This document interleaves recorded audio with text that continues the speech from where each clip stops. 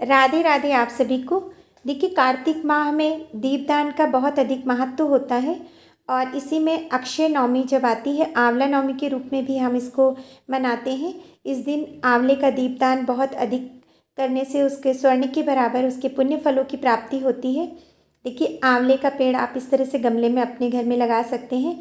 अगर आपके घर में नहीं है तो आप बाहर भी जाकर आंवले के नीचे बैठकर पूजा कर सकते हैं, या फिर घर में भी आंवले का ही दीप बनाकर आप दान करके स्वर्ण फल प्राप्ति का लाभ उठा सकते हैं। इस तरह से किसी भी प्लेट में आप स्वास्तिक निर्माण करें। स्वास्तिक सभी शुभ कार्यों में निर्माण किया जाता है। आप किसी भी प्रकार का कोई भी मांगलिक चिन्ह अवश्य बनाएं और इस तरह से 5, 7, 11, 21 जितनी भी आपकी श्रद्धा हो, जो भी आप जितना भी करना चाहें, और इस तरह से आंवले में एक दीप की संरचना बना लें, जिससे आपके दीपक में आसानी से जो बाती है वो चली जाए और आप अपना दीप प्रज्वलित कर सकें।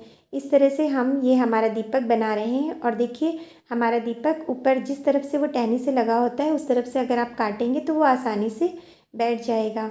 और देखिए, इस तरह से हमने ये 5 दीपक बनाए हैं जो हम अपने भगवान विष्णु के सामने समर्पित करेंगे।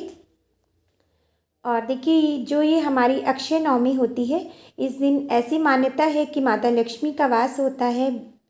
हमारे आंवले के वृक्ष में भगवान विष्णु और माता लक्ष्मी की असीम अनुकंपा मिलती है हमें।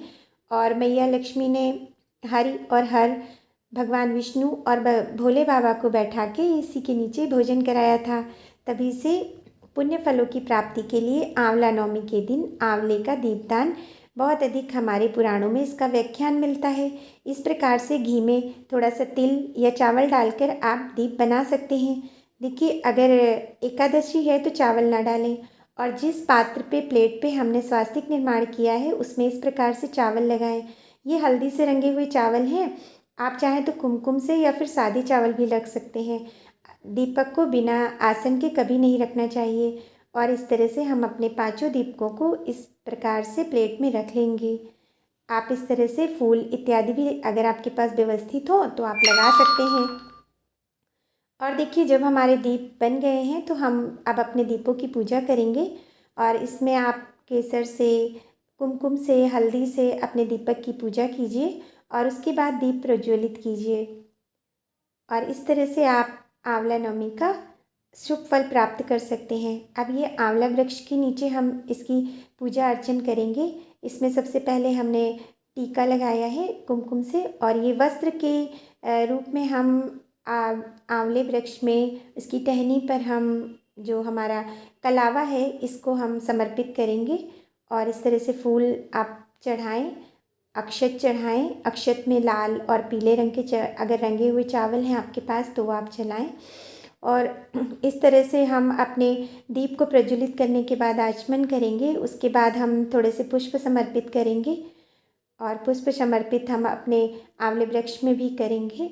इस प्रकार से हम आंवले के पेड़ की और आंवले दीपकों की दोनों की पूजा कर रहे हैं। और जब हमारी पूजा पूर्ण हुई तो हम प्रार्थना करेंगे कि जाने अनजाने अगर कोई भी आंवले वृक्ष में पूजा करते समय या दीप प्रज्वलित में कोई भी अपराध हो तो उसे क्षमा करें। और भोग प्रसाद के लिए ये इस तरह से कोई भी आप पात्र रख सकते हैं, उसमें हम खील है और कुछ भी मीठा पदार्थ आप रख कर पेड़ पे ऐसे भोग प्रसाद ग्रहण कराने के लिए हम आचमन कर रहे हैं। हमने वहाँ रखा और इस तरह से प्रणाम किया। देखिए, आंवला नवमी का महात्मा तो सभी जानते हैं। इस प्रकार से अपने द्वारा किए गए अपराधों को हम क्षमा मांगेंगे और हम अपने दीपदान का हमें पुण्य फल प्राप्त हो, इसके लिए हम अपने आंवले में इस प्रकार से दीप प्रज्वलित करेंगे। इसमें हम ये दीपक जो हम प्रज्वलित करेंगे इसमें आप और उनके सम्मुख बैठकर आंचल को फैलाकर आंवले वृक्ष के नीचे प्रार्थना की जाती है। सुख समृद्धि की कामना के लिए आशीर्वाद मांगा जाता है माता लक्ष्मी से, भगवान विष्णु से और शिव शंकर बाबा से भी इसी प्रकार से आशीर्वाद लिया जाता है। इसमें एक दीपक आप शिवालय में, एक विष्णु भगवान के सम्मुख, एक आप किसी भी घाट पर या घर में ही घाट का निर्माण करके जिस प्रकार से कलश के आगे, और एक दीपक आप तुलसी जी के आगे, और एक दीपक आकाश दीप में, और एक बेल वृक्ष के नीचे भी जला सकते हैं। और देखिए, अक्षय नवमी को हम इस प्रकार से तुलसी जी के साथ 5, 9 जो भी सूखी हुई लकड़ियां हैं जो कि हमने कार्तिक प्रारंभ होने से पहले ही तोड़ लिया था, हटा लिया था उनसे, उनको हम इस प्रकार से कच्चे सूत से लपेटकर एक दीपक बना रहे हैं और ये हम हमारे विष्णु भगवान को समर्पित करेंगे, क्योंकि अक्षय नवमी विशेष फलदायिनी है। तो उस दिन हम उसकी विशेष कृपा पाने के लिए, उस दिन की उसके महात्मा को देखते हुए हम ये घी का एक दीपक जो हमने तुलसी मैया की सूखी लकड़ी से बनाया, जिसको हरी बाती भी कहते हैं, इस प्रकार से चावलों का आसन देके जो कुमकुम से रंगा हुआ है उसके ऊपर दीप प्रज्वलित करेंगे। चारों तरफ से हम इस प्रकार से फूल लगाएंगे, धूप दीप से आरती करेंगे। ये हम दीपक की पूजा अर्चना करेंगे, थोड़ा सा कुमकुम लगाएंगे, उसके बाद में अक्षत समर्पित करेंगे, पुष्प समर्पित करेंगे। इस तरह से हम थोड़ा सा खील भी अपने दीपक में डालेंगे, अगर आप चाहें तो उसमें कुछ मीठा भी डाल सकते हैं।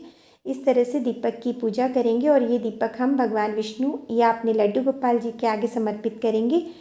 और देखिए इस प्रकार से हमने ये हमारी पूजा की है। इस बार जो हमारी ये अक्षय नवमी है वो 21 नवंबर को है, तो आप पूजा करके अपने अक्षय फल को प्राप्त करें और पुण्य फल प्राप्त हो आपको। अगर आपको मेरे द्वारा दी गई जानकारी अच्छी लगी हो तो कृपया चैनल को लाइक शेयर सब्सक्राइब ज़रूर करें।